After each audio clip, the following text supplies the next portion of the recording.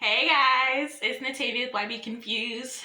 This is another episode of, my Bachelorette season 6 review, cause it's Sloth Day.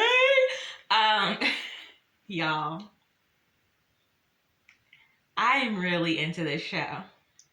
Have I been missing this the whole time? Have I just been having a hard time getting through the first episode, and now I'm just like, why haven't I been watching this?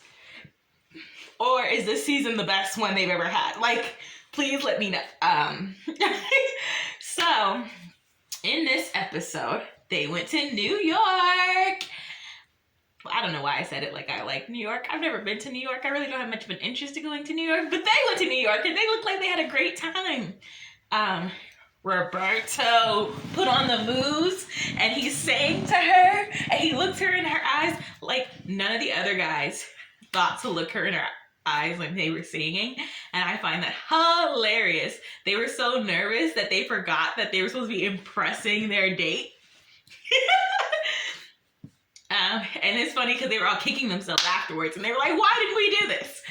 And then they went into this, they were suspended and they were actually in the play. It was great. I think Roberto is definitely going to be in the finale. Like, honestly, this is his game to lose. Like, he would have to royally mess up to lose this. But also, in the, previews, we find out that somebody has a girlfriend. And if it's Roberto, I'm probably going to scream. Because he's just, the whole package right now for her. Okay. Then, we've got Kirk. His name is Kirk, not Kurt. I messed that up last time. But Kirk, he did a really sweet thing. She wasn't feeling well. He offered to put her to bed, and then he didn't overstay his welcome. He wasn't like, I'll put you to bed. He was like, no, I'll put you to bed. It's okay. And I was just like, oh, right? And all the other guys are trying to figure out how to manage that, and he knew what to do. And then with Chris L, it was his birthday. And they went on a date, and he brought her soup. He brought her chicken noodle. I said that when he came to the door. He had the flowers, and I thought he better have chicken noodle soup with those flowers. And he did. Good job, sir. And they just laid in bed, and I'm sure they probably watched a movie or something while she rested up. It's really sweet. And then they went on a date, and they had some seafood, and he got to talk to his dad. I think the conversation he had with his dad and the reaction he had to be able to speak with his dad is definitely going to keep him in the top rankings, because that tells her how he's going to prioritize their family together if they were to get married. And that's really important, especially for someone who's very career driven. You want to know that your partner is going to be very family oriented, so you have that balance. You guys don't lose sight of what's important. So I really hope that he does well. Again, it kind of his thing to lose because he was very vulnerable with her, and his family being family oriented really is doing well for him. So it would take something big for him to get booted in my eyes.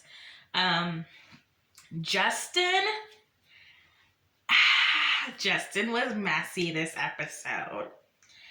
Justin was the wrestler, and he was all up in Casey's business. Although Casey came up with the world's worst lie. Why would you tell everybody you were burnt instead of just pulling down your sleeve and being like, oh, I was out. I just had to do some thinking. That's it. I just had to take some time to think about what she said to me. Bam, pull down the sleeves. Nobody needs to know. She's the only one who ever finds out. And then he didn't even tell her.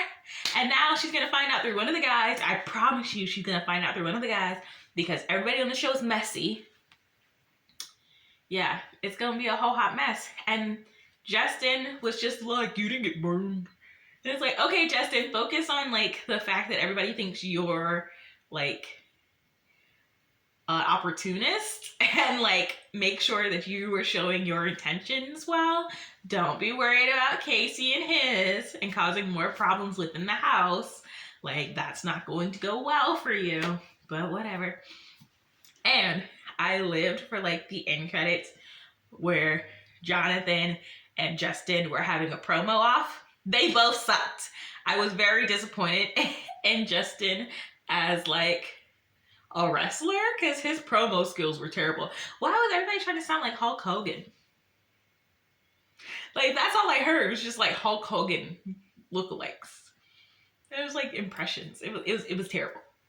Absolutely terrible. Boo. But Jonathan went home. As he should. Jonathan was not going to make it.